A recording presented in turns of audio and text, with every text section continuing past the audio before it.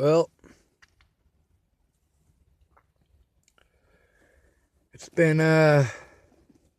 well over 2 years of the police ignoring me. See, people don't want to pay any attention to the fact that all this time I've been trying to get an honest day in fucking court.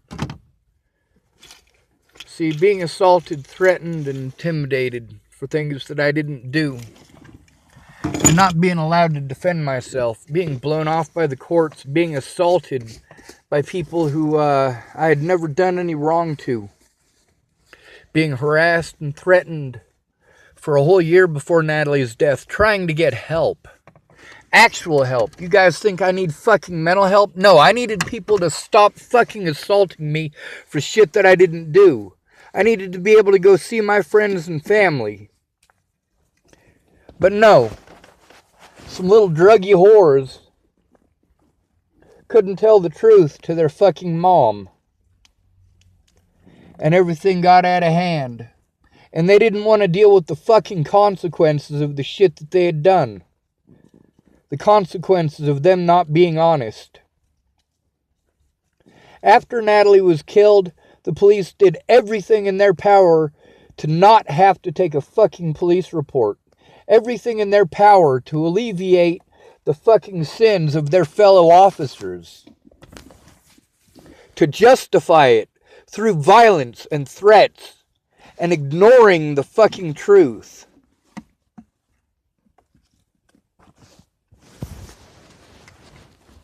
Natalie Bollinger is dead because of harassment, but not harassment from me. Harassment towards me by her friends, her family, and her friends' customers. I didn't get Natalie started on the road to drugs. Her family did that. It's not my fault that Maddie Bowe wanted to sell drugs. It's not my fault that Maddie got busted. It's not my fault that these people got into methamphetamines. That was their decision. People keep saying, you chose this, you chose this. No, I didn't. I don't choose how meth heads act. I don't choose how they try to hide their fucking sins. When I was in Chapel, Nebraska, I was living with a guy named Matt Worley. Way back in the day. Well, he got into meth, and he started stealing from his own family. That was 2003.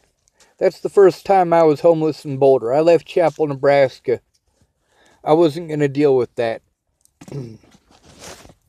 When I got to Boulder, I was pretty excited. It wasn't just a bunch of meth heads. There was a bunch of potheads there for the most part.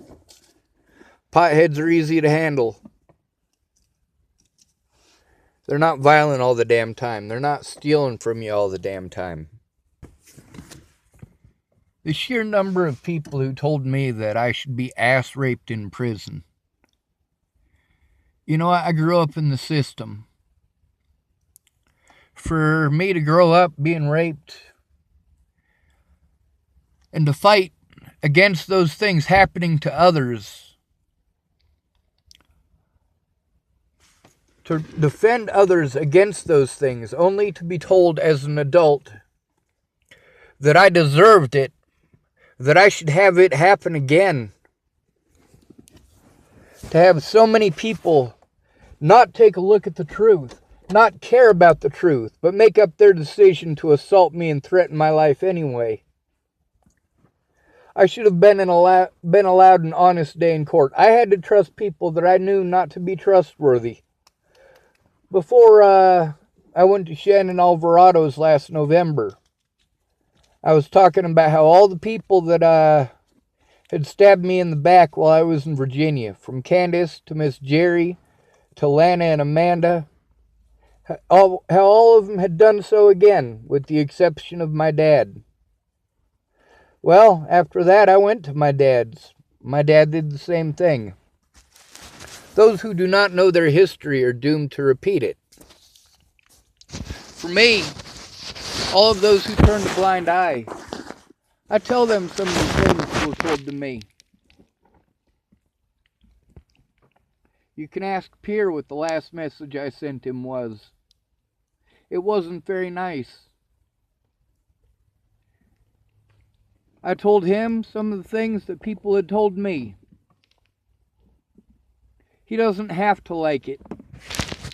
Matter of fact, for all I care, he can decide to go running around telling everybody I'm the worst person on planet Earth for typing that shit. And more's the better for that. Much more the better. Because it proves that it's alright for them, but it's not alright for me. It's alright to punish me for things that I didn't do. But I'm not allowed to do those very same things back. It's alright for people to assault me, to threaten my friends and family. But it's not alright for me to do it back. Meanwhile, nothing else works either. Most of the people who wanted to help me were too broke to do so. The cops didn't care. I was easy to railroad. Because my parents didn't care. Because my older brother didn't care. I've seen my older brother twice since I left for Virginia. In the last 3 years, I've only seen my brother 2 times. Once right after Natalie died, and once at my grandmother's funeral.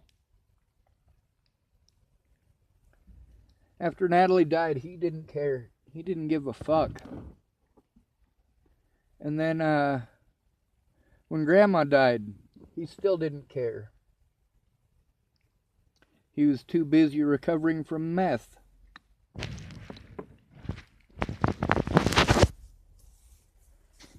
I'm not going to apologize for the things that I've had to do. The police, when I told them that I was being assaulted, they should have done something. Something other than try to force me to take drugs.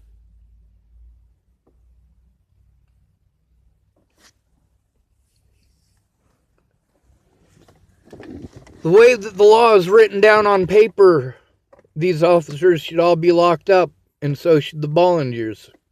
But the way that it works in reality, well, public bias is more important.